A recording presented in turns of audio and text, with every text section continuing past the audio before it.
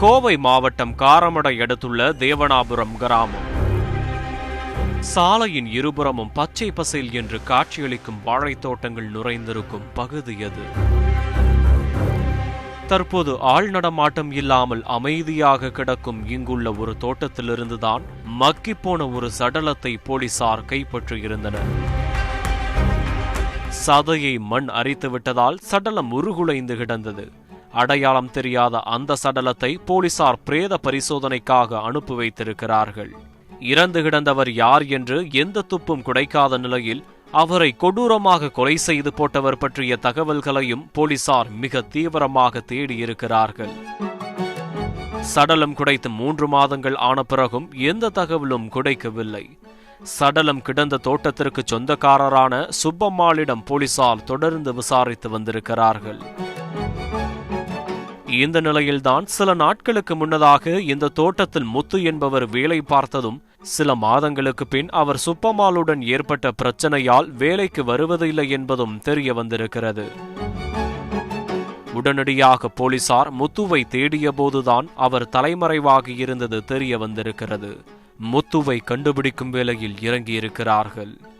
சுற்றியுள்ள மாவட்டங்கள் அத்தனையிலும் சல்லடை போட்டு சலித்து பார்த்த போலீசார் காரமடை அருகே வாகன சோதனையில் இருந்தபோது முத்துவை மடக்கி பிடித்திருக்கிறார்கள்.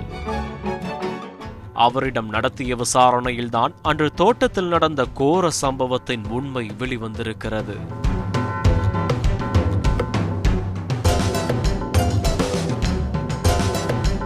முத்து ஒரு முழு நேர குடிகாரர்.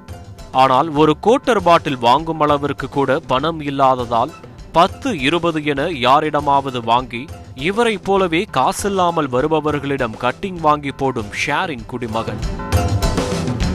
சம்பவத்தன்றும் கட்டிங் பணத்தோடு கடைவாசலில் நின்று கொண்டிருந்த போதுதான் கொல்லப்பட்ட நபரின் அறிமுகம் குடைத்திருக்கிறது. இருவரும் சேர்ந்து கட்டிங் ஷேர் செய்து கொள்ள முடிவெடுத்திருக்கிறார்கள். ஒரு கோட்டரை வாங்கிக் கொண்டு இருவரும் சுப்பம்மாளின் தோட்டத்திற்கு வந்திருக்கிறார்கள். கட்டிலில் உட்கார்ந்து மதுவை சரிசமமாக பங்கு பிரித்திருக்கிறார்கள். கொல்லப்பட்ட நபர் கட்டிங்கை விட அதிகமாக சரக்கை ஊற்றி குடித்திருக்கிறார். இதனால் இருவருக்கும் மோதல் ஏற்பட்டிருக்கிறது. முத்துவை அந்த நபர் ஆபாசமாக திட்ட கோபமடைந்த முத்து அந்த நபரை கீழே மிதித்து தள்ளி கழுத்தை அறுத்து கொலை செய்திருக்கிறார். இரத்த வெள்ளத்தில் துடிதுடித்த அந்த நபர் சம்பவ இடத்திலேயே இறந்து போக முத்து எதுவும் தெரியாதது போல கத்தியை கழுவி அங்கேயே வைத்துவிட்டு அந்த இடத்திலிருந்த ஆதாரங்களையும் அழித்துவிட்டு தலைமறைவாகி இருக்கிறார். கிட்டத்தட்ட 2 மாதங்களாக அந்த பகுதிக்கு யாருமே வராததால் இந்த விஷயம் வெளியே தெரியாமலேயே இருந்திருக்கிறது. இதனால் இறந்தவரின் உடல் பாதிக்கு மேல் மக்கி போய் துர்நாற்றம் வீசியிருக்கிறது. அந்த நாற்றம்தான் ஆடு மேய்த்து கொண்டிருந்த சுப்பம்மாளை கட்டி இழுத்து வந்து சடலத்தை காட்டியிருக்கிறது. அவர் கொடுத்த தகவலின் பேரிலேயே இந்த கொடூர சம்பவம் வெளிச்சத்திற்கு வந்திருக்கிறது. கொலையாளி கைதாகிவிட்ட நிலையிலும் இறந்தவர் யார் என்பது இதுவரை தெரியவில்லை.